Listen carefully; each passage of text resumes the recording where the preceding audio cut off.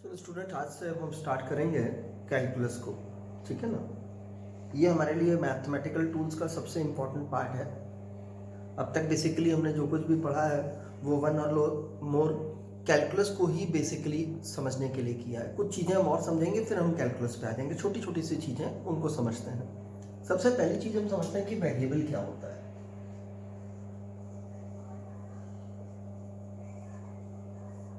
कोई भी चीज़ ऐसी हो, कोई भी क्वांटिटी ऐसी हो जिसकी वैल्यू कांस्टेंट ना रहे, वो बदल जाए। अब बदलने के लिए हो सकता है वो टाइम के साथ बदल जाए, समय चेंज होता है तो उसकी वैल्यू बदल जाती है। हो सकता है जगह बदलती है तो उसकी वैल्यू बदल सकती है। मतलब कोई भी कारण हो सकता है उसको बदलने के, पर उसकी वैल्यू कांस्टेंट नहीं है, तो ऐसी चीज को हम बोलते हैं वेरिएबल। ठीक है। और दूसरी चीज है कांस्टेंट।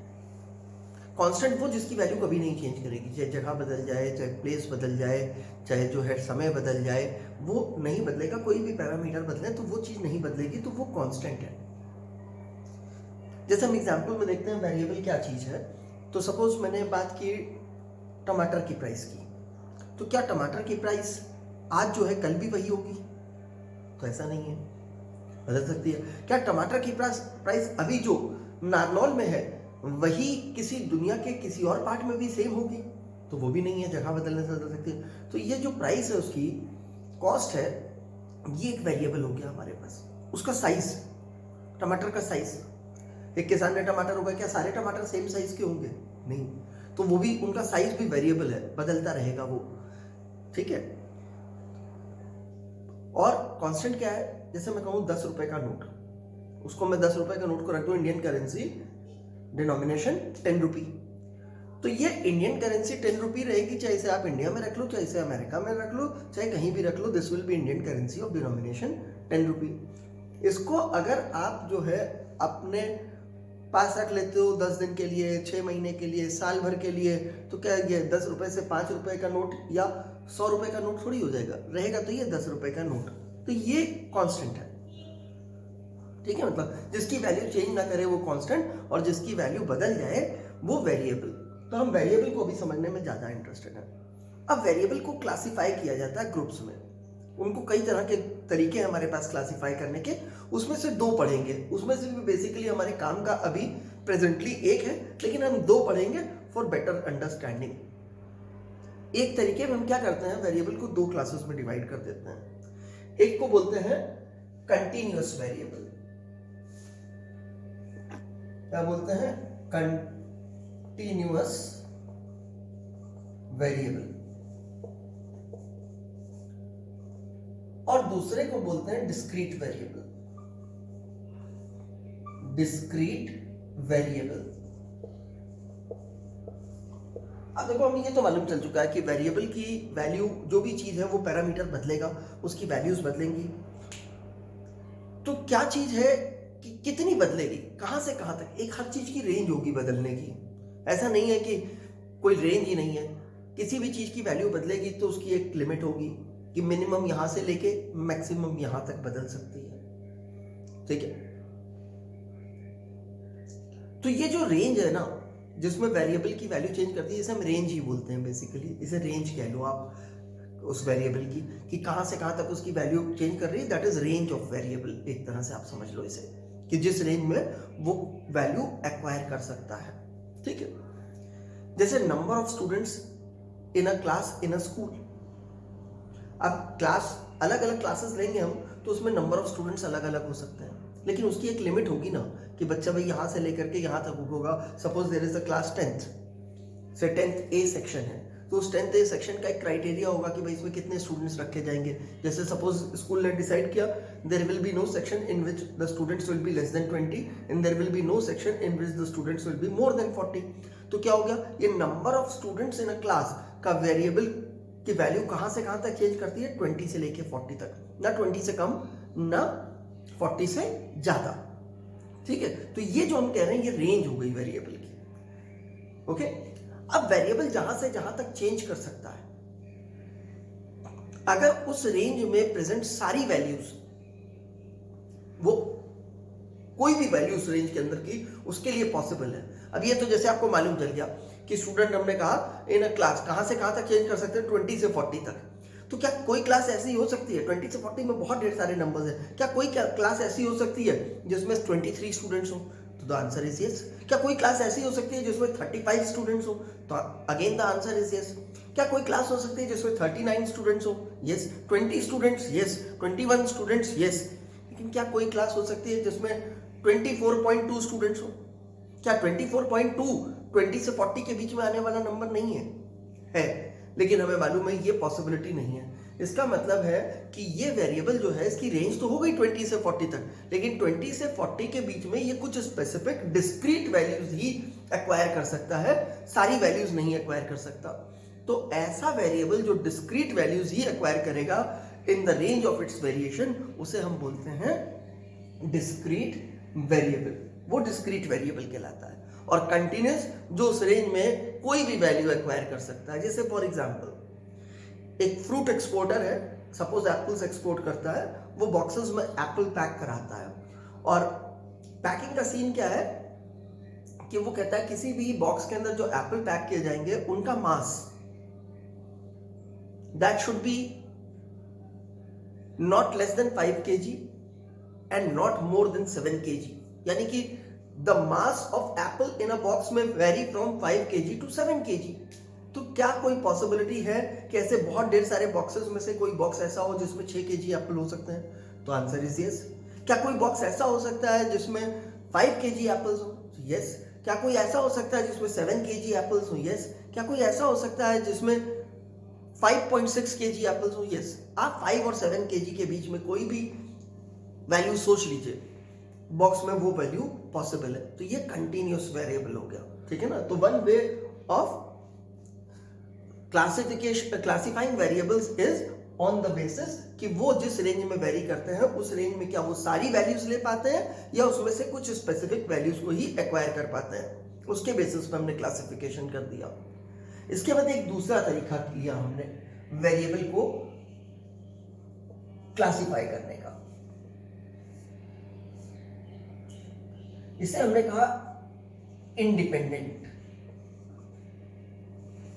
वेरिएबल और दूसरे को कहा डिपेंडेंट वेरिएबल, ठीक है ना। Independent and dependent. अब समझते हैं इंडिपेंडेंट और डिपेंडेंट क्या है। मान लो दो वेरिएबल्स हैं और वो आपस में किसी तरह से मैथमेटिकली रिलेटेड हैं, लेकिन उनमें से एक वेरिएबल की वैल्यू दूसरे वेरिएबल पे डिपेंड करती है, लेकिन जो दूसरा वेरिएबल है उसकी पहले पे नहीं डिपेंड करती। जैसे मैं एक मैथमेटिकल रिलेशन लिख देता हूं पहले। मान लो मैंने एक मैथमेटिकल रिलेशन लिखा y equals to x plus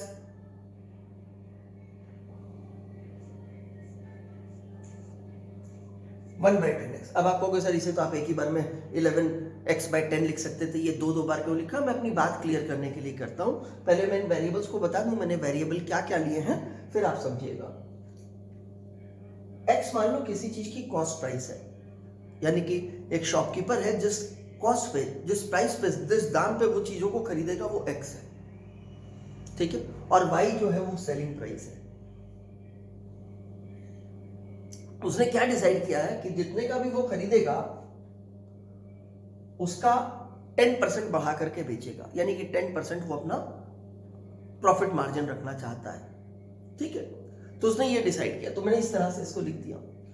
अब क्या वो जो गुड्स खरीद रहा है, सपोज बुक ही है, ये कोई बुक सेलर है, क्या वो आज जिस रेट पे बुक खरीद रहा है उसको अगले साल भी उसी रेट पे मिलेगी, 2 साल बाद भी वही बुक उसी रेट पे मिलेगी? क्या उसकी कॉस्ट प्राइस सेम रहने वाली है? तो आंसर इज नो। तो इसका मतलब है जब कॉस्ट प्राइस बदलेगी तो उसकी सेलिंग प्राइस जरूर बदलेगी। इसका मतलब सेलिंग प्राइस कॉस्ट प्राइस के ऊपर डिपेंड कर रही है, क्योंकि उसने डिसाइड कर लिया है इस रिलेशन के अकॉर्डिंगली कि उसे 10% तो प्रॉफिट लेना है। जब उसकी कॉस्ट प्राइस बदलेगी तो वो सेलिंग प्राइस अकॉर्डिंगली बदल लेगा, ठीक है। मतलब बाई डिपेंड कर रहा है एक्स पे। लेकिन हम सोचें क्या कॉस्ट प्राइस भी सेलिंग प्राइस पे डिपेंड कर रही है क्या? इसको हम एक एग्जांपल से समझते हैं। सपोज एक शॉपकीपर के पास कोई स्टूडेंट आता है, वो एक पर्टिकुलर बुक उससे डिमांड करता है, वो बुक उसको दे देता है। बुक पे मान लो प्रिंटेड प्राइस है 500 रुपीज, एक कन्वीनियंस के लिए 1000 ले लेता है, 1000 रुपीज है। तो शॉपकीपर कहता है भाई कुछ डिस्काउंट है? तो कहता है कि भाई MRP पे 20% का डिस्काउंट है, यानी कि 200 रुपये कम कर देता है, 800 रुपये की उसे बेच देता है।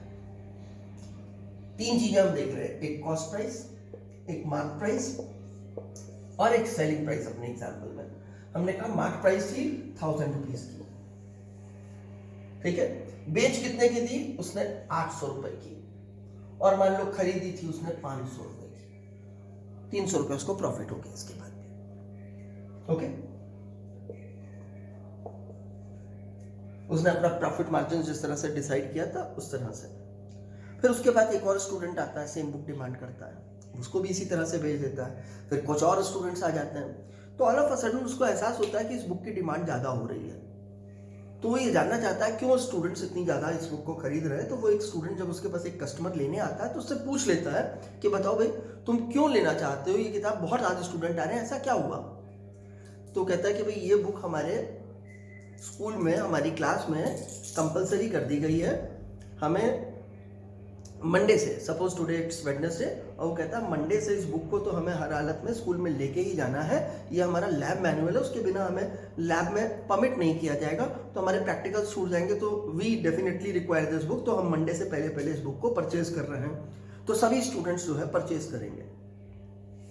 तो कहता है ओके, सपोज उस पर्टिकुलर क्लास के लिए, सेक्शन की बात नहीं कर रहा हूँ, वो पूछता है क्या पर्टिकुलर क्लास के लिए होगा, सपोज 11th क्लास है वो, तो कहता है कि क्या तुम्हारे सेक्शन के लिए हुआ कि पूरी 11th क्लास के लिए हो गया। बोला 11th में जो भी साइंस के स्टूडेंट्स हैं, चाहे उन्होंने बायो लिया हो चाहे मैथ्स लिया हो, उन सबके लिए ये फिजिक्स का लैब मैनुअल है और कंपलसरी है, मंडे तक सबको ले लेना है। तो पूछता अच्छा ठीक है 11th में कितने स्टूडेंट हैं तुम्हारे स्कूल में। तो उसको मालूम चलता है, स्टूडेंट से इंफॉर्मेशन मिलती है कि रफली 1000 स्टूडेंट है। स्टूडेंट चला जाता है, तो वो अपने सेल्समैन को कहता है कि भाई इसकी बुक्स की कॉपीज गिनो कितनी है मेरे पास। तो वो तुरंत उसकी कॉपीज काउंट करता है और कहता है 100 कॉपीज हैं। अब शॉपकीपर का आइडिया ये है कि अगर 1000 स्टूडेंट खरीदने आएंगे तो वो कम से कम 300 कॉपी बेच देगा, और उसके पास सिर्फ 100 कॉपी रखी है। 300 कॉपी वो बेच सकता है, 100 कॉपी है, तो वो सोचता है कि मुझे 200 कॉपी इमीडिएट मंगा लेनी चाहिए। तो वो डिस्ट्रीब्यूटर को या पब्लिशर को फोन करता है और कहता है कि वो अपना पर्सन उसके पास भेज रहा है, उसको इस बुक की 100 कॉपी 200 कॉपी और दे दे या 300 कॉपी और दे दे, वो 100 एक्स्ट्रा मार्जिन लेके चलना चाहता है। तो पब्लिशर कहता है कि भाई देखो ये बुक तो अभी मेरे पास आउट ऑफ स्टॉक हो गई है, तो मैं तुम्हें ये बुक दे नहीं पाऊंगा, मेरे पास ये बुक है नहीं। लेकिन क्या है, ये बुक जब आएगी तो उसमें टाइम लगेगा, क्योंकि ऑलरेडी एक बुक प्रिंटिंग में है, वो प्रिंटिंग से हटेगी तो ये प्रिंटिंग में लगेगी और आएगी, इस प्रोसेस में मान लो 1 महीना लग जाएगा। और कहता है एक बात और समझ लो कि अब सब चीज़ों की कीमत बढ़ गई है, पेज महंगा, बिजली महंगी, लेबर कॉस्ट महंगी, तो अब किताब का दाम भी 500 रुपया नहीं रहेगा। कहता भाई कितने की मिलेगी अब किताब मुझे। वो कहता अब यही वाली बुक जो है जब नई प्रिंट होकर के आएगी तो तुम्हें 800 रुपए की कॉस्ट करेगी। सपोज वो कहता 300 बढ़ जाएगी इसकी कीमत फॉर इंस्टेंस। तो वो पूछता है भाई इसमें मार्क प्राइस तब कितना लिखा होगा। तो कहता है मार्क प्राइस इसमें 1600 रुपए लिखा होगा। तो कहता है ठीक है। वो सोचता है अगर मैंने 800 रुपए की खरीदी और 1600 रुपए लिखा है और मैं पहले की तरह डिस्काउंट करूंगा तो भी I will be in profit, यानी कि वो समझता है कि अगर उसको बुक इतने की मिलेगी तो वो सेलिंग प्राइस बदल देगा। ये बदला यहां से हाँ, तो वो डेफिनेटली इसे बदलने वाला है, ठीक है ना। अब वो फोन रखता है, अब वो सोचता है यार बुक तो है नहीं और स्टूडेंट लेने आएंगे, कस्टमर खाली जाएगा तो ये भी ठीक नहीं है। तो वो अपने शहर के दूसरे बुक सेलर्स को फोन करता है, पूछता भाई ये बुक है। कोई कहता है 20 कॉपी है, कोई कहता है 50 कॉपी है। मान लो वो 3-4 बुक सेलर्स और हैं और उन सबसे कॉपीज इकट्ठी कर लेता है। तो वो अब देखता है उसके पास 250 कॉपीज इकट्ठी हो चुकी हैं बुक्स की, लोगों को भेज भेज करके खरीद लेता है। अब बुक सेलर से खरीदता है तो सपोज बुक सेलर भी उसको आउट ऑफ कर्टेसी 500 रुपए में ही दे देता है। उसकी अभी कॉस्ट प्राइस हम मान लेते हैं नहीं बदली कि भाई शॉपकीपर ही खरीद रहा, होलसेल में खरीद रहा है, तो चलो 500 की दे देते हैं। या दूसरे बुक सेलर्स के पास मान लो वो ऐसी जगह पे थे जो उस स्कूल से दूर थे और बाकी कोई स्कूल यूज नहीं कर रहा था, तो उनकी ये बुक बिक नहीं रही थी, उन्होंने इसको 500 में जितने की खरीदी थी दे दी। अब इसके पास 250 कॉपीज हो जाती हैं, ठीक है। अब इसके दिमाग में लालच आ जाता है, ये सोचता है स्टूडेंट तो लेने आएगा, तो मैं एक काम करता हूं, जब स्टूडेंट मेरे से डिस्काउंट मांगेगा, 1000 रुपया लिखा हुआ है तो मैं उसको कह दूंगा डिस्काउंट नहीं है, भाई लेनी है तो 1000 में लो, नहीं तो नहीं देता, कहीं और से ले लो। और कहता है कहीं और से लेगा कैसे, कहीं बुक ही नहीं है। बुक चाहिए तो आना तो मेरे पास ही पड़ेगा, शहर में जितनी बुक्स थी वो तो मैंने खरीद ली, अब किसी के पास है नहीं, और MRP लिखा हुआ है इसके ऊपर, तो मैं तो अब डिस्काउंट दूंगा नहीं। अब कस्टमर उसके पास आता है, वो उससे कहता है कि भाई क्या कहते हैं ये वाली बुक चाहिए, तो देता है उसको बुक, तो कहता है कि भाई 1000 रुपये इस पर MRP, कितना डिस्काउंट, कहता है भाई इस पर कोई डिस्काउंट नहीं है, ठीक है। तो कहता है नहीं मेरे दोस्त तो लेके गए तो उनको डिस्काउंट मिला था, तो बोला भाई वो मेरे को डिस्काउंटेड रेट पे मिली थी तो मैंने डिस्काउंट दे दिया, वो स्टॉक खत्म हो गया, ये दूसरा स्टॉक है, इस पर मुझे ही डिस्काउंट नहीं मिला है, तो मुझे ही नहीं पड़ता है, तो भैया मैं तो नहीं दे पाऊंगा डिस्काउंट, लेना है तो ले लो और नहीं लेना चाहते हो तो तुम कहीं और से ले लो। तो वो उसके यहाँ से दूसरी शॉप पे जाता है। अब स्टूडेंट उसके यहाँ से कुछ लौट जाते हैं, दूसरी शॉप पे जाते हैं, पर उन्हें मिलता नहीं है, तो वो लौट करके, उनकी मजबूरी है इस वक्त, तो वो आकर के 1000 रुपये में खरीदते हैं। यानी कि अभी उसकी कॉस्ट प्राइस नहीं बदली, 500 की 500 है, लेकिन अब वो इसे बेच रहा है 1000 रुपए की, ठीक है। इसका मतलब सेलिंग प्राइस तो बदल गई, लेकिन क्या कॉस्ट प्राइस बदली?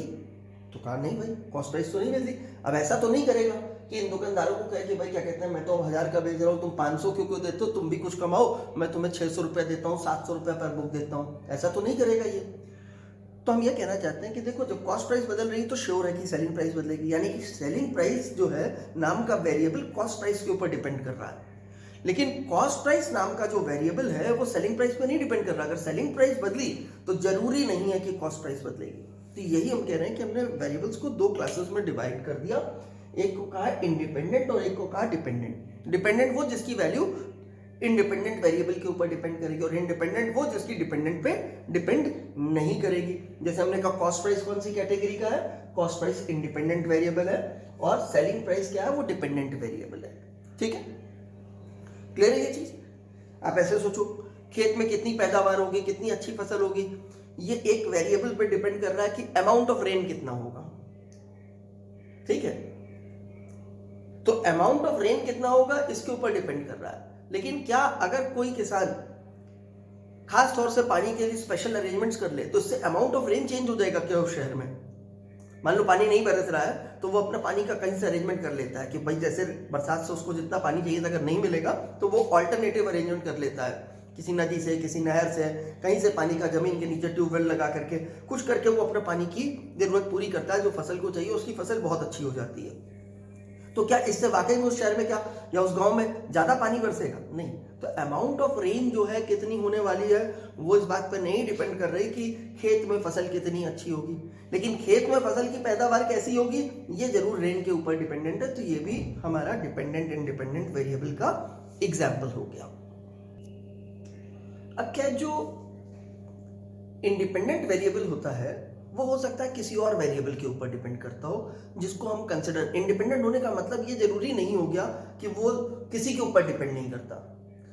वो किसके ऊपर डिपेंड नहीं करता? जो हमने डिपेंडेंट लिखा है, जो मैथमेटिकल रिलेशनशिप लिखा है उसमें जो आपके पास, जैसे मैं वाई कह रहा हूं डिपेंडेंट है, वो एक्स के ऊपर डिपेंड करता है, तो हम ये कहना चाहते हैं एक्स वाई के ऊपर डिपेंड नहीं करता है, लेकिन हो सकता है एक्स किसी जेड पे डिपेंड करता हो जिसकी इस रिलेशन में कोई जरूरत नहीं है। जैसे उसने कहा बुक प्रिंटर ने क्या होगा, अब जो बुक आएगी उसकी कीमत बढ़ जाएगी, कॉस्ट प्राइस भी तो बदल रही है। क्यों बदल रही है वो? उसने कहा लेबर कॉस्ट महंगी, बिजली महंगी, सब कुछ महंगा, तो वो उन पैरामीटर्स के ऊपर डिपेंड कर रही है। लेकिन उससे शॉपकीपर को क्या लेना उन पैरामीटर्स को? वो तो ये देखता है कि मुझे कितने की मिली और मुझे कितने में बेचनी है, मुझे कितना प्रॉफिट कमाना है उस पर, ठीक है ना। तो इस इक्वेशन में वो प्रेजेंट नहीं है। तो ऐसा नहीं हो गया कि अगर हमने कह दिया कॉस्ट प्राइस जो है वो इंडिपेंडेंट है तो वो इंडिपेंडेंट सारी चीजों की हो गई। वो कॉस्ट प्राइस जिन पैरामीटर्स के ऊपर बन रही है उन पैरामीटर्स के ऊपर डिपेंडेंट होगी, सेलिंग प्राइस पे डिपेंडेंट नहीं है, ठीक है।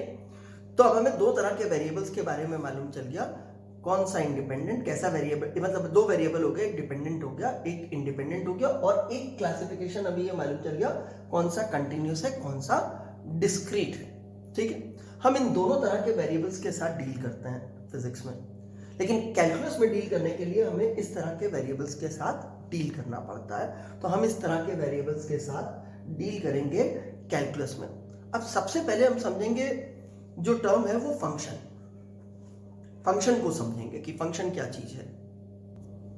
देखो अब जैसे मैंने ये लिखा y equals to x plus 2, ठीक है। इसमें x जो है वो इंडिपेंडेंट वेरिएबल है और y जो है मैं आपको बता रहा हूं कि वो डिपेंडेंट वेरिएबल है, यानी कि y की वैल्यू x पे डिपेंड करती है। तो जो डिपेंडेंट वेरिएबल होता है उसका जो मैथमेटिकल रिलेशनशिप होता है इंडिपेंडेंट वेरिएबल के साथ उसे हम कहते हैं फंक्शन, यानी कि हम कहेंगे y जो है वो x का एक फंक्शन है, जैसे ये लिखा हुआ है। एक और लिख देते हैं, y equals to y square equals to 4ax। Again x जो है वो इंडिपेंडेंट है, y डिपेंडेंट है, तो again y is a function of x। इसको चाहो तो आप ऐसे भी कर सकते हो, तो y किसी ना किसी तरह से x के ऊपर डिपेंड कर रहा है, यानी कि डिपेंडेंट वेरिएबल इंडिपेंडेंट वेरिएबल के साथ कौन सा मैथमेटिकल रिलेशनशिप रखेगा, उस मैथमेटिकल रिलेशनशिप का नाम हो गया हमारे लिए फंक्शन। ठीक है, क्लियर है ये चीज, फंक्शन हो गया। अब आपको मालूम है एक ही x के लिए एक से ज्यादा y पॉसिबल है।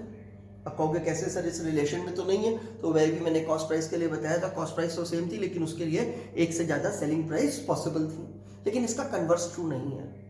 ठीक है ना, इसका कन्वर्स ट्रू नहीं है। ठीक, अब हम इसको लिखने के लिए क्या करते हैं, जैसे y को हमने ऐसे लिखा है तो या ऐसे लिखा है या ऐसे भी लिख सकते हैं, y equals to sine x, ये भी x का फंक्शन है, y equals to log x, ये भी x का फंक्शन है, y equals to e to the power x, ये भी x का फंक्शन है। ऐसे बहुत ढेर सारे फंक्शन हो सकते हैं हमारे पास। ठीक है, इनको हम अलग अलग क्लासेस में करेंगे।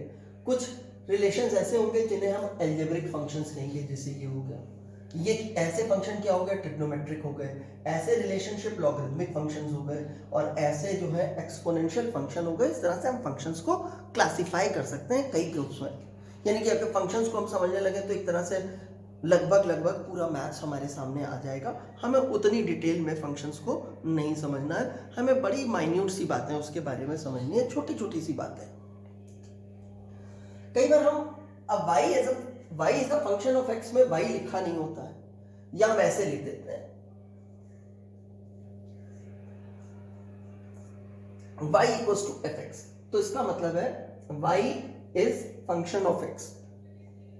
f इसमें फंक्शन है, और किसका फंक्शन है, x का फंक्शन है। कौन है, वो y है, y x का फंक्शन है।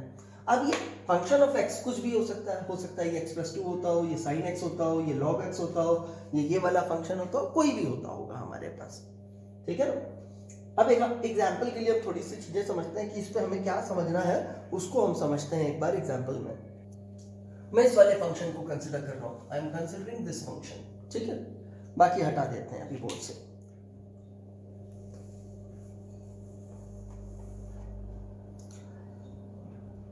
अब मैं आपसे कहूं कि अगर फंक्शन ऑफ x जो है वो x+2 है, ये आपको गिवन है, और मैंने कहा फाइंड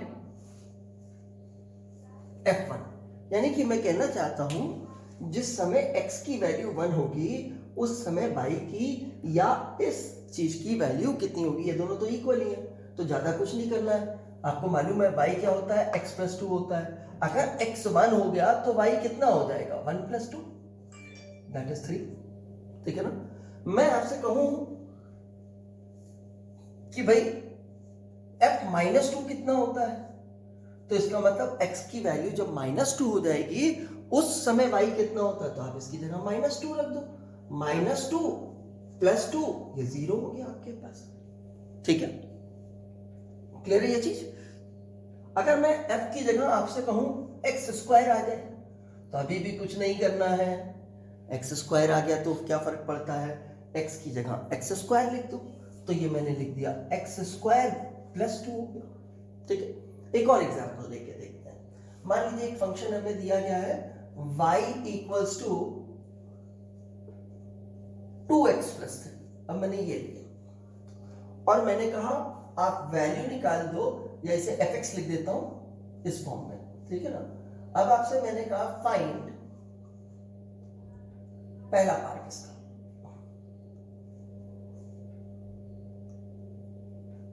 f(1/2), ये आपको फाइंड करने को कहा, तो हमने कहा ओके, f(1/2) कितना हो जाएगा, यहीं पे सॉल्व कर लेते हैं। तो x की जगह 1/2 लिखना है, 2 एज इट इज आया, इनटू आया, x की जगह 1/2 लिखा, +3 अपनी जगह आया। ये आपके पास इतना पार्ट सॉल्व करने पे 1 हो गया और 3 में ऐड करके 4 हो गया, तो ये वैल्यू 4 हो गई। मैंने कहा अच्छा ठीक है, f(4) बता दो कितना है, तो आपने लिखा 2 × 4 + 3 दैट इज 11 हो गया।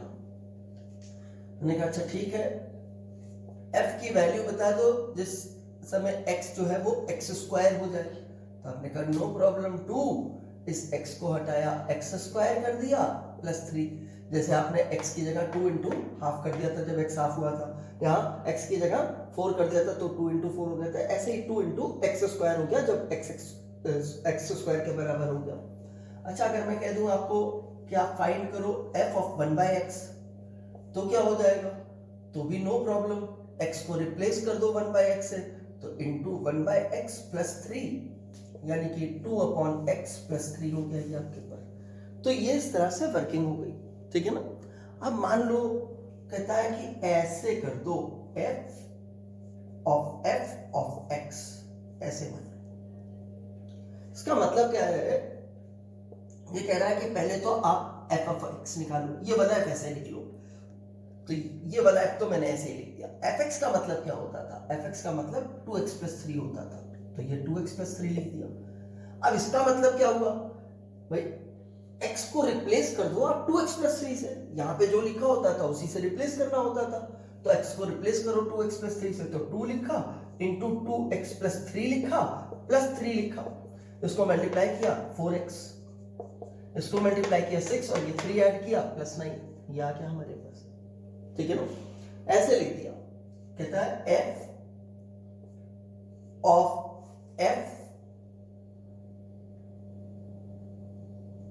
of 1, मान लो ये लिखा हुआ है, ये ऐसे भी हो सकता है f(f) of 1, इस तरह से भी लिख सकते हैं ऐसे, ठीक है ना। ये कह रहा है तो कोई बात नहीं, सबसे पहले यहां से स्टार्ट करेंगे जिसके साथ आपके पास नंबर या यहाँ पे कोई वेरिएबल लिखा होगा, बाकी 2 f बच गए वो एज इट इज लिख लो, f of as it is लिख लिया। f of 1 यानी कि इस जगह पे x की जगह 1 रख दो, तो 2 × 1 2 हो गया, 2 + 3 5 हो गया, 2 + 3 5 हो गया, ये मैंने यहाँ पे 5 कर दिया, ठीक है ना। ये किस चीज की वैल्यू 5 लिखी है मैंने, f of 1 की वैल्यू 5 लिखी है जब x को मैंने 1 कर दिया। अब क्या हुआ, ये वाली चीज आ गई आपके पास, ऊपर कर देता हूं मार्किंग इसकी, ये वाला f तो एज इट इज लिख लो, और f of 5 यानी कि इस जगह x की जगह 5 रख दो, तो 2 × 5 10, 10 + 3 13, ये 13 बन गया आपके पास। फिर अभी f of 13 हो गया तो x की जगह 13 रख दो, 2 × 13 26, 26 + 3 29, ये हो गया, ठीक है ना। ये चीज हमारे पास वर्किंग के लिए प्रोसेस हो गया। एक और फंक्शन देखते हैं, कह रहा है f of x equals to sin x, ठीक है, और मुझसे कहता है x is in radian, x radian में है, डिग्री में नहीं है, रेडियन में है। आपको रिलेशनशिप पता है कि 180 degree equals to pi radian होता है। जब भी साइन के साथ कुछ लिखा होगा और उस पर डिग्री मार्क्ड नहीं होगा तो वो वाला एंगल हम रेडियन में कंसिडर करते हुए चलेंगे, और कैलकुलस में तो खासतौर से आपको ध्यान रखना है कि एंगल रेडियन में ही होंगे अनटिल अनलेस खासतौर से उसके ऊपर डिग्री लगा करके मार्क ना किया जाए। तो चलिए अब मेरे से कहता है f of π/2 निकाल दो, ठीक है ना, f of π/2 की वैल्यू फाइंड कर दो।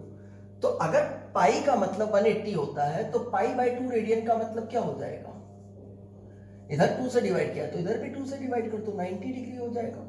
तो इसका मतलब ये 90 डिग्री की वैल्यू पूछ रहा है, ये sin π/2 है तो मेरे से इनफैक्ट पूछ रहा है sin 90 डिग्री की वैल्यू, sin 90 डिग्री की वैल्यू तो 1 होती है, ये 1 हो गया, ठीक है।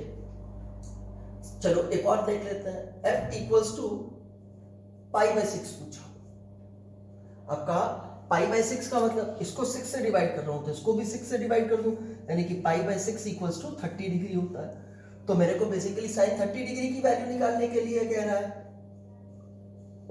30 डिग्री, साइन 30 की वैल्यू होती है हाफ, तो ये हाफ हो गया। ठीक है, मुझे ऐसे दिया हुआ है क्वेश्चन, कहता है fx equals to sine x and एक और फंक्शन g से लिख दिया। अब एक बार f यूज कर चुका है तो ये भी फंक्शन ऑफ x होगा, ये कोई अलग फंक्शन हो गया x का, मान लो cos x। ठीक है, अब मुझसे कहता है कि आप फाइंड कर दो, अगेन x रेडियन में, मुझसे कहता है कि आप फाइंड करो fx 2 times fx into gx, ये फाइंड कर दो। ठीक है ना, find the value of this thing कह रहा है, कोई बात नहीं, मैंने 2 तो एज इट इज लिख दिया, fx का मतलब sin x था, sin x लिख दिया, और gx का मतलब cos x था, cos x लिख दिया। 2 sin x cos x sin 2x का फॉर्मूला होता है, ये sin 2x हो गया। मुझसे कहता है अच्छा ठीक है, आप फाइंड कर दो fx अपॉन gx, तो भी कुछ नहीं है, sin x upon cos x, ये हो गया tan x। मतलब एक तो इस तरह के फंक्शंस हो गए हमारे पास कि इस तरह के क्वेश्चन आएंगे, हमें एक फंक्शन दे दिया जाएगा, किसी पर्टिकुलर पे उसकी वैल्यू निकालने को कहा जाएगा या प्रूव करने को कहा जा सकता है। खैर ऑब्जेक्टिव पेपर होगा तो उसमें प्रूविंग का नहीं होता है, तो हमारे को सॉल्व ही करना होता है। तो इस तरह के क्वेश्चंस हो गए हमारे पास जिसमें हम उसे सॉल्व करेंगे।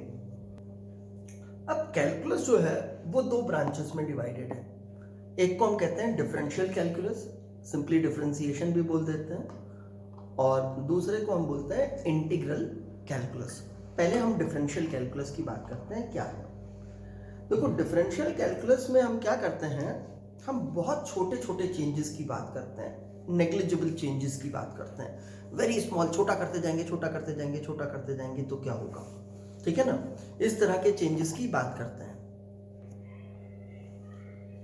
क्या हुआ, एक टाइम था जब एरिस्टोटल का पीरियड था, बहुत से, Aristotle was a great philosopher, उसके साथ साथ उसने साइंस की डेवलपमेंट में, स्पेशली फिजिक्स की डेवलपमेंट में भी बहुत बड़ा रोल प्ले किया है, क्योंकि फिलोसोफर था तो एक अच्छा ऑब्जर्वर था, और फिजिसिस्ट होने के लिए एक अच्छा ऑब्जर्वर होना चाहिए। तो उसने जो चीज़ें देखी उनको अपने वे में, उनको लॉजिकल वे में एक्सप्लेन करने की बहुत कोशिश की, और काफ़ी हद तक किया भी। जब तक गैलीलियो नहीं आया, गैलीलियो का पीरियड नहीं आया था, उससे पहले सब कुछ एरिस्टोटल के अकॉर्डिंगली चलता था। एरिस्टोटल ने जो एक्सप्लेनेशन दिए थे, एरिस्टोटल ने उन्हीं एक्सप्लेनेशंस को हम लेके चलते थे।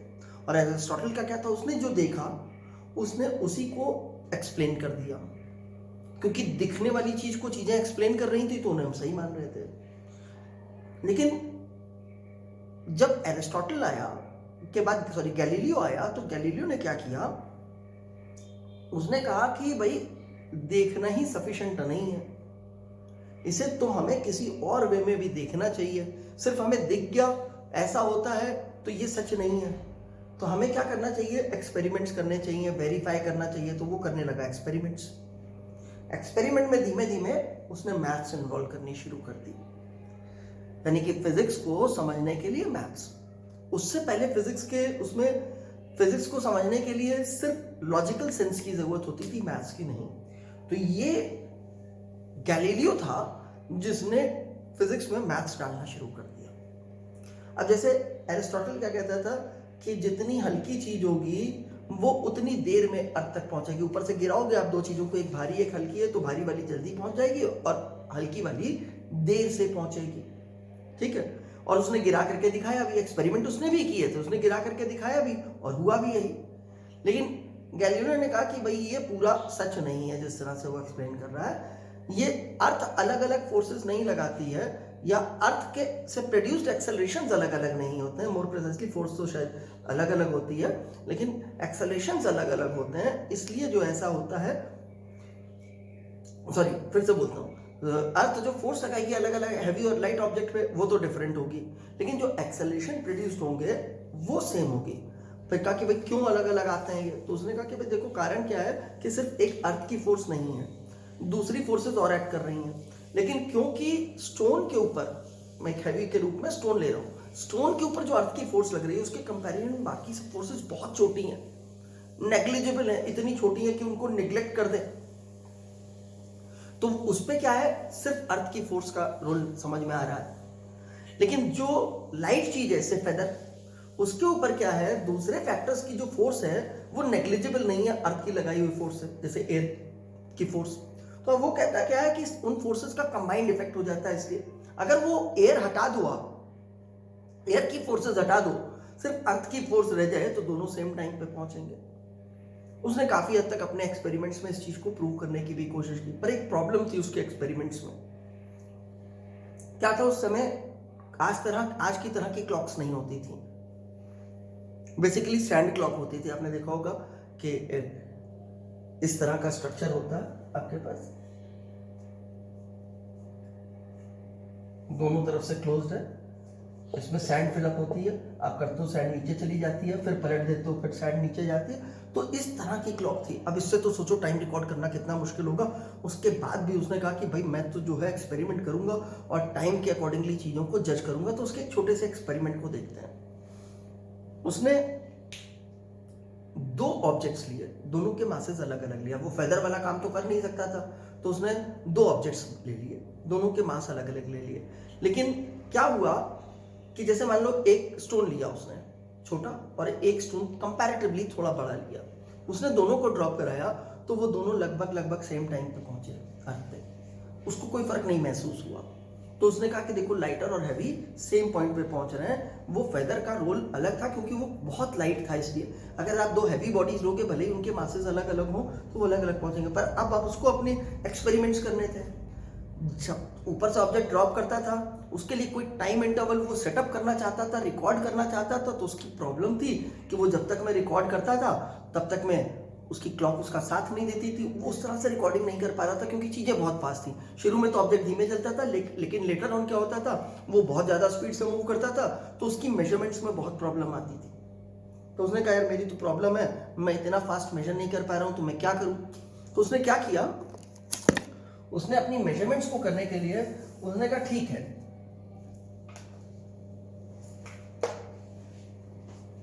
मैं इस तरह का एक स्लोप बना देता हूं। मान लीजिए उसने स्लोप बना दिया, इसे आप ग्राउंड लेवल मान लेना। यहां पे कोई से बॉल उसने प्लेस कर दी, अब बॉल नीचे रोल करके नीचे पहुंची। ये पहले से मूवमेंट की स्पीड का रेट जो चेंज हो रहा था वो उतना नहीं हो रहा था जो वर्टिकल फॉल में हो रहा था। अगर वो इसको ऐसे रिलीज कर रहा होता इस तरह के फॉल में, जब ये यहां पहुंचती थी तो ये यहां नहीं पहुंची होती थी, ये कुछ ऊपर होती थी। ठीक है, यानी कि टाइम तो वही है लेकिन इसमें डिस्टेंस ज्यादा कवर हो रहा है, इसमें कम कवर हो रहा है, तो इसमें मोशन थोड़ा स्लो हो रहा है। उसको ऐसा लगा वर्टिकल डायरेक्शन का। तो उसने देखा यार अभी भी बहुत फास्ट है, तो उसने कहा और कम कर दो इस स्लोप को। तो ये जो स्लोप ऐसा था उसको उसने ऐसा किया, फिर ऐसा किया, फिर ऐसा किया, बहुत छोटे छोटे एंगल्स पे लेके गया वो इसे। ठीक है, तो उसने एक मान लो बहुत छोटा सा एंगल ले लिया। हम उस समय की बात करते हैं कि ये ग्राउंड लेवल बनाने के लिए मैं इंक्लाइन थोड़ा बड़ा दिखा रहा हूं, लेकिन आप एंगल बहुत छोटा कंसिडर कीजिएगा इसे।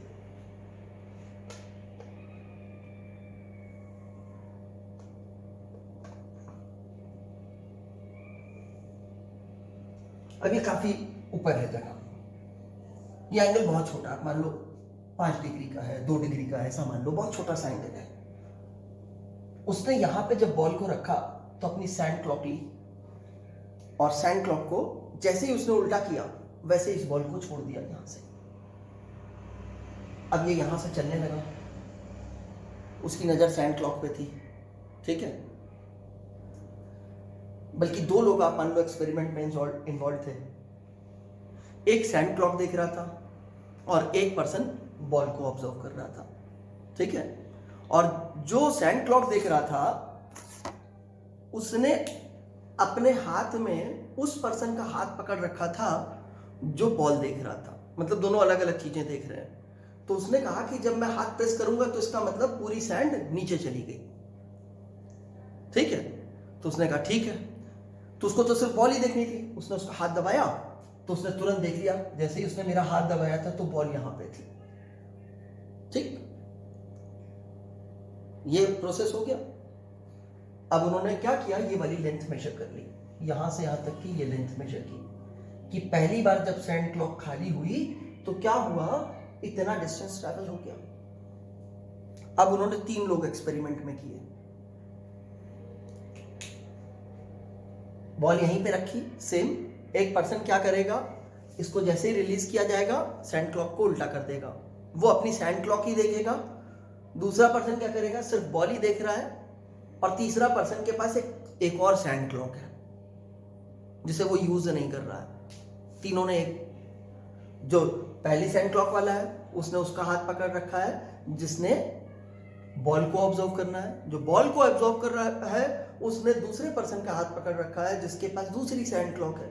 अब इनका ये डिसाइड हुआ कि वो जैसे ही इसका हाथ दबाएगा तो नोट कर लेगा बॉल कहां पे आई है, और कहा उसी समय मैं भी दूसरे का हाथ दबा दूंगा तो वो क्या करेगा, अपनी सैंड क्लॉक को तुरंत उल्टा कर देगा, उसी समय का मोशन फिर से स्टार्ट हो जाएगा। तो ये सैंड क्लॉक्स आइडेंटिकल थी दोनों, मतलब अगर दोनों को एक साथ उल्टा करके रख दो तो दोनों एक साथ खाली होती थी, ठीक है ना। यानी कि टी एक का ड्यूरेशन था एम्प्टी होने का, तो टी ही दूसरे का ड्यूरेशन था। तो पहले वाले ने हाथ दबाया तो बॉल यहीं पहुंची थी, उसने दूसरे का हाथ दबा दिया, यहां पे दूसरी सैंड क्लॉक ऑन हो गई।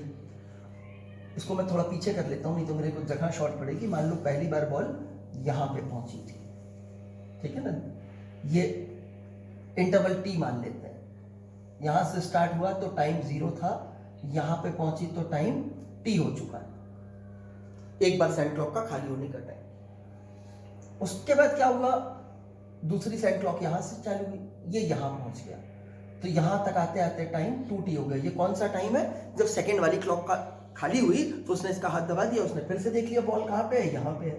तो अब इन्होंने क्या किया, ये वाला डिस्टेंस मेजर कर दिया, ठीक है। जब इन्होंने मेजरमेंट की तो ये डिस्टेंस आया 3x का। तो कोई एक्सपेरिमेंट कर रहे थे, सब मैथमेटिकल मेजरमेंट्स कर रहे थे, ये डिस्टेंस आया 3x का। तो अच्छा, पहले t टाइम में x ट्रेवल हुआ है, दूसरे t टाइम में t से 2t तक भी इंटरवल तो t का ही है, दूसरे t टाइम में कितना ट्रेवल हुआ है, 3x ट्रेवल हुआ है। फिर कहा भाई और लोगों को इन्वॉल्व करो, तो मान लो एक पर्सन बिल्कुल सिमिलर तरह से एक स्टॉप आइडेंटिकल स्टॉप वॉच, उसके स्टॉप वॉच कह रहा हूं, सैंड क्लॉक के साथ फिर जुड़ गया इनके साथ, ठीक है।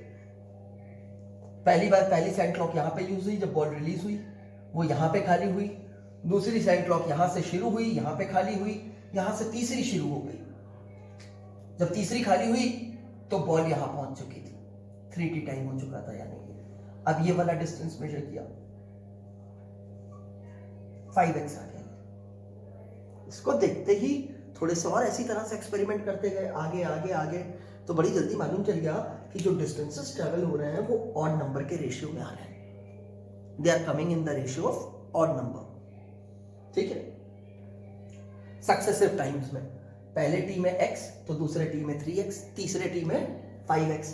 अब हम पूछ रहे हैं टी टाइम में कितना डिस्टेंस ट्रेवल है, टाइम टी में, तो टाइम टी में जो डिस्टेंस ट्रेवल्ड है वो यहां से यहां तक का है, वो x है। अच्छा, यहां से यहां तक कितना टाइम हो गया, 2t टाइम, तो 2t टाइम में ट्रेवल डिस्टेंस कितना है, 4x, ठीक है। ओके, 3t टाइम में ट्रेवल डिस्टेंस कितना है, तो यहां से यहां तक 3t में ट्रेवल है, 9x। अब आपको दिख रहा है इसमें 1 लिखा है यानी कि 1 का स्क्वायर, इसमें 4 लिखा है यानी कि 2 का स्क्वायर, इसमें 3 लिखा है, सॉरी 9 लिखा है तो इसका मतलब 3 का स्क्वायर। तो अगर सपोज ऐसे करते करते सीक्वेंस बन गई है, ये बड़ी आसानी से पहचान में आ रहा है। अगर 7t हो जाए तो आप बता सकते हो यहाँ पे कितना होगा। देखो आपने देखा यहाँ पे 1 था, 1 का स्क्वायर 1, 2 था 2 का स्क्वायर 4, 3 था 3 का स्क्वायर 4, 7 आया है तो ये 49x होगा। ये कंक्लूजन उसने निकाल लिया कि भाई इस तरह से जो है डिस्टेंसेस का ट्रैवलिंग हो रही है, ठीक है। ये इस तरह से डिस्टेंस ट्रैवल हो रहे हैं, दिस ही कंक्लूडेड। अब उसके बाद उसने क्या किया, जैसे ये 5 डिग्री का एंगल लिया था तो उसने कहा चलो थोड़ा सा एंगल बढ़ा करके देखते हैं। सपोज उसने 60 डिग्री का एंगल कर दिया, फिर इसी तरह का एक्सपेरिमेंट किया, द रिजल्ट वाज सेम, बस x बदल रहा था, यहाँ x था तो वहाँ x डैश आ रहा था, x dash 4x dash 9x dash 49x dash, यहाँ पे x डैश x से बड़ा था, ज़्यादा डिस्टेंस ट्रेवल हो रहा था। उसने कहा चलो थोड़ा और बढ़ा देते हैं एंगल, 10 डिग्री करके देखा तो भी इसी तरह का रिलेशनशिप आया, 12 डिग्री करके देखा यही आया, 15 डिग्री करके देखा, 20 डिग्री करके देखा, तो उसने कहा भाई 90 डिग्री भी कर दोगे तो यही रिलेशनशिप रहेगा, 90 डिग्री भी कर दोगे तो यही रिलेशनशिप रहेगा। देखो उस समय लॉज ऑफ मोशन की इक्वेशंस, जो यूनिफॉर्मली एक्सेलरेटेड मोशन की इक्वेशन है, जिसमें वर्टिकल मोशन के लिए आप g यूज करते हो, यानी कि v equals to u plus a t का v equals to u plus g t वाला फॉर्म यूज करते हो वो, और ऐसे ही h equals to u t plus half g t square वाला फॉर्म यूज करते हो, वो इक्वेशंस प्रेजेंट नहीं थी उस समय। उस समय गैलीलियो ये काम कर रहा था। हम एक बार सोचते हैं, हमें तो पता है वो इक्वेशन, अगर हम वर्टिकल के लिए वो वाली इक्वेशन लें तो पहले टी टाइम में यहां से हम वर्टिकल से रिलीज करेंगे, t इक्वल्स टू 0 पे u 0 रहेगा क्योंकि हम रिलीज कर रहे हैं रेस्ट से, तो रेस्ट से रिलीज करेंगे तो जब t इक्वल्स टू t हो जाएगा, t टाइम हो जाएगा, ऐसे टाइम की वैल्यूज लिख रहा हूं यहाँ पे, ये टाइम की वैल्यूज है, आप ऐसे समझना, ये टाइम की वैल्यूज लिख रहा हूं, 0 time, t time, 2t time, 3t time and so on. अब इक्वेशन ये होगी हमारी h equals to half g t square, ठीक है। आप देखो तो यहां से हाफ जी तो कांस्टेंट है, h किसके प्रोपोर्शनल आ रहा है, टी स्क्वायर के, और वही आपने यहां पे भी कंक्लूड किया है कि आपके पास टी स्क्वायर के प्रोपोर्शनल आ रहा है। देखते हैं कैसे।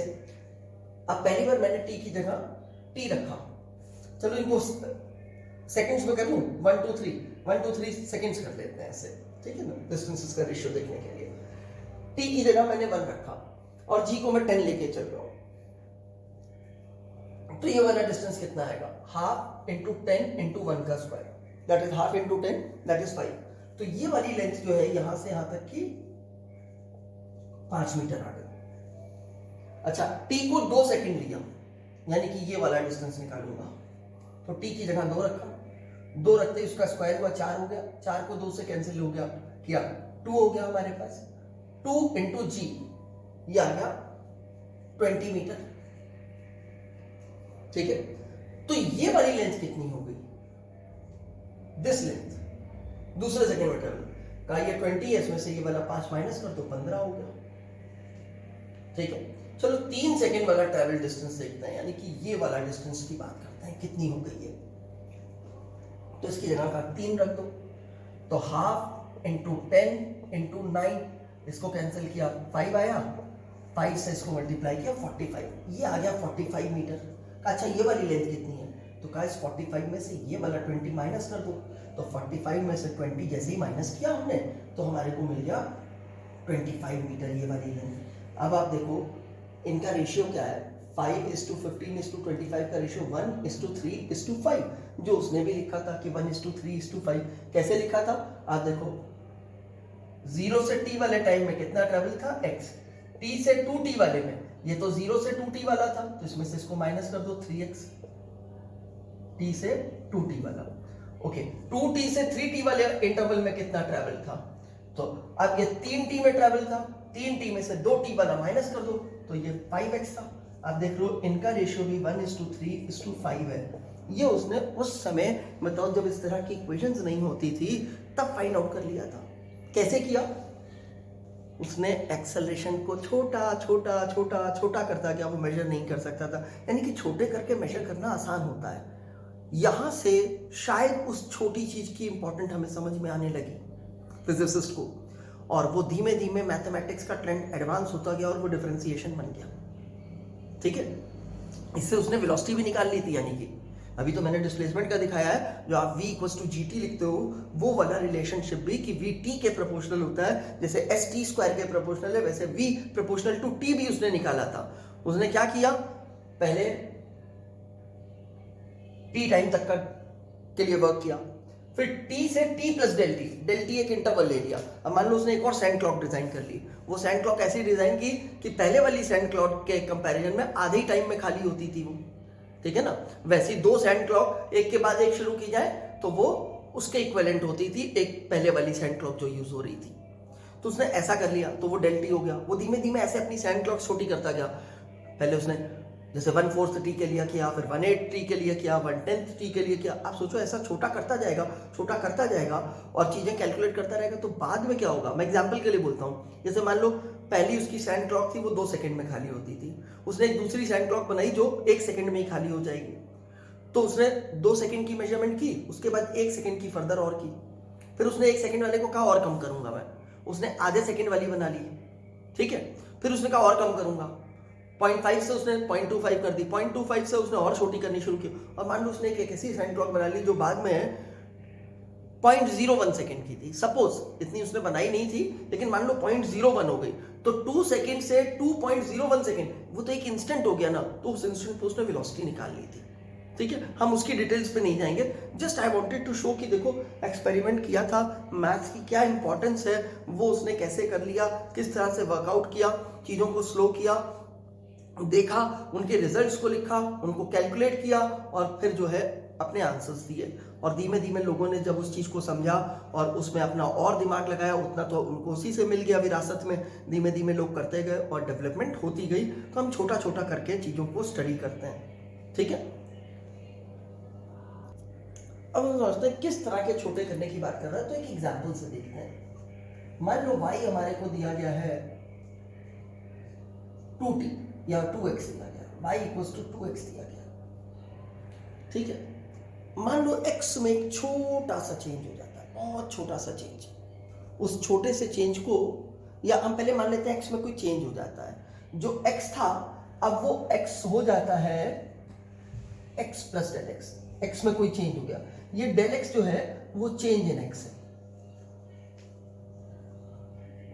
Change in the value of x, यानी कि यहां जो x है वो बदल गया, वो x प्लस डेल एक्स हो गया। तो अब नया y भी बदल जाएगा आपके पास। तो हमने कहा नया y जो है ना, अगर x ये हो गया तो नया y जो है वो हो जाएगा y प्लस डेल y। तो हमने कहा चलो नए y की वैल्यू लिख दो कितनी होती है। तो हमने लिखा y plus del y equals to 2 लिखा।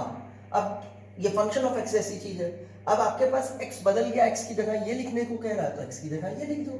तो ये हो गया x प्लस डेल x, इसका मतलब है ये हो गया y plus del y equals to 2x plus 2 del x, ठीक है। अब मैंने कहा मैं तो इसमें इंटरेस्टेड हूं कि डेल y कितना चेंज कितना हुआ y में। तो कहा भाई इसमें से इसको माइनस कर दो। देखो हम करेंगे नहीं, ये सिर्फ हम फीलिंग लेने के लिए कर रहे हैं, हमारे पास सब चीजों के डायरेक्ट फॉर्मूले होंगे, अभी हम सिर्फ अंडरस्टैंडिंग के लिए कर रहे हैं। डेल y इक्वल्स टू, जब सब्ट्रैक्ट किया इसमें से तो हमारे पास 2 डेल x मिल गया। तो हम फ्रैक्शनल चेंज निकाला हमने, del y upon del x equals to 2। अब हमें किसी तरह से बताना होगा कि डेल x और डेल y बहुत छोटे हैं, बहुत छोटा छोटा करके देखते हैं। वो हमें जो तरीका बताया गैलीलियो ने, हम उसी तरीके को फॉलो करने की बात कर रहे हैं। हम बहुत छोटा करके देखेंगे। तो इसको एक लिखने का तरीका है, हम ऐसे लिख देते हैं, limit del x tends to 0, यानी कि डेल x बहुत छोटा, 0 नहीं है पर हम उसे 0 जैसा ट्रीट कर सकते हैं जरूरत पड़ने पर, बहुत छोटा है वो। तो इसको लिखने के बाद हमें क्या करना है, इधर भी लिख देना और इधर भी लिख देना है। कोई भी इक्वेशन दी होगी, जब हम इस जगह पहुंच जाएंगे del y by del x निकाल देंगे, तो हम दोनों तरफ ये चीज लिख देंगे ऐसे।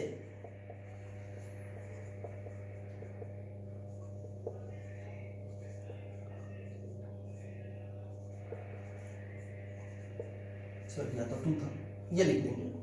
ये वाला साइड तो हर तरह की इक्वेशन में सेम रहेगा, चाहे इक्वेशन ये होती, चाहे इक्वेशन ये होती।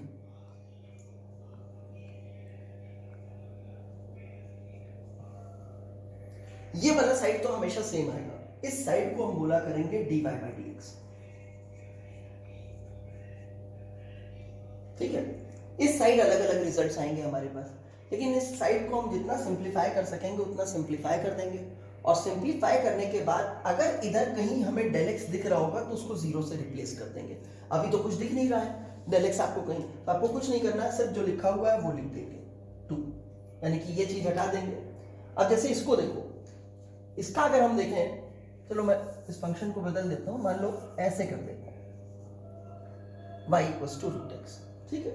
तो अब x में चेंज हो गया और y में भी चेंज हो गया, तो y हो गया y प्लस डेल वाई और x हो गया मेरे पास x प्लस डेल एक्स। पहले की तरह इसमें से इसको सबट्रैक्ट किया, del Y equals to x plus del X का root minus root of x, ठीक है।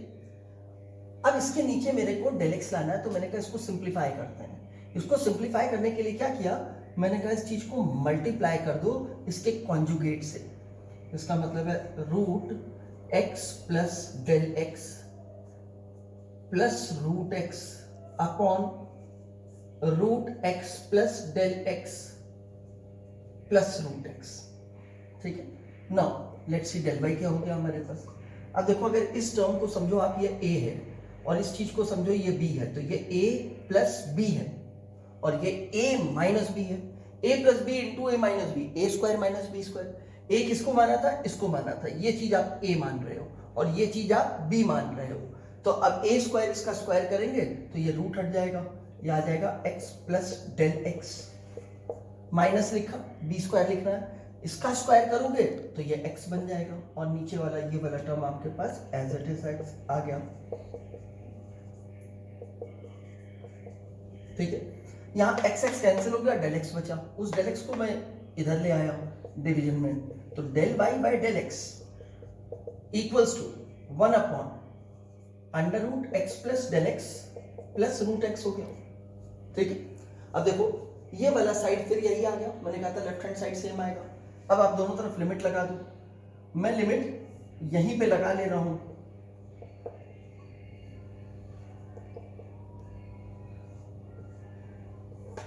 मैं इसी जगह पे लगा दे रहा हूं लिमिट, क्योंकि मेरे पास नीचे जगह कम है तो मैं यहीं पे लिख दे रहा हूं। आप अगले स्टेप में करोगे limit del y by del x equals to, इधर भी लिमिट लगा दिया। ये ऑलरेडी मैं सिंप्लीफाई करके आया हूं, limit del x tends to zero, del x tends to zero, del x tends to zero, ठीक है। ये मैं ऑलरेडी सिंप्लीफाई करके आया हूं, तो मुझे सिंप्लीफाई नहीं करना। इस वाले साइड को तो फिक्स कर दिया था, कहेंगे dy बाय dx, इसे dy बाय dx लिख दिया और इधर कहा था अगर आप सिंप्लीफाई कर चुके हो तो जहां जहां आपको डेल एक्स दिखेगा इसमें, उस डेल एक्स को जीरो से रिप्लेस कर दोगे। तो एक जगह डेल एक्स दिख रहा है यहाँ पे, तो उसको जीरो से रिप्लेस कर दो, यानी कि 1 upon root x plus zero plus root x और ये 1। अब ये भी रूट x है, ये भी रूट x है, दोनों ऐड हो रहे हैं, तो 1 अपॉन 2 रूट x इसका आंसर हो गया, ठीक है। इस वीडियो में तो हमने सिर्फ इसकी फील ली है, हमने वेरिएबल समझ लिए और हम ये समझना चाहते हैं कि छोटा करने का हमें बेनिफिट क्या होगा। छोटा छोटा छोटा छोटा करके हम किस तरह से चीजों को समझेंगे, वो समझने का हमने एक छोटा सा फील लिया है। अगला लेक्चर जो होगा उसमें हम डिफरेंशिएशन करना सीखेंगे विद फॉर्मूलाज। आपके पास जो भी फॉर्मूले मैं लिखाऊंगा, आप यहीं से उन फॉर्मूलों को अपनी नोटबुक में लेकर के जाओगे, लिखोगे, ठीक है। लिखने का मैं तरीका बताता हूं आपको।